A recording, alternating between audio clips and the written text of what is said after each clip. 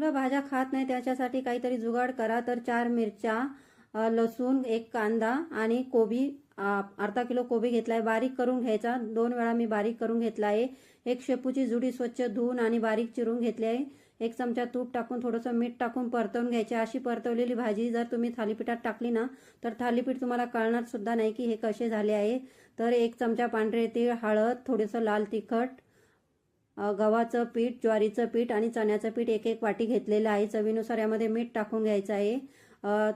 जिरा powder आणि थोडी कसुरी मेथी टाकायची आहे. यामध्ये 2 अर्धी वाटी दही टाकून आपल्याला असं प्रकारे पीठ मळून घ्यायचं आहे. आणि अशा प्रकारे पातळ थालीपीठ आपल्याला कपड्यावर, ओल्या कपड्यावर थापून घ्यायचे आहे. तव्याला थोडंसं तूप किंवा तेल लावा आणि त्यावर दोन्ही बाजूनी छान असे खमंग भाजून घ्या. थोडा वेळ झाकण ठेवून एक बाजून 1 मिनिटभर झाकण ठेवायचं आणि दोन्ही बाजून छान असे थालीपीठ भाजून घ्यायचे. तर चला पटकन सबस्क्राईब करा. थँक्यू.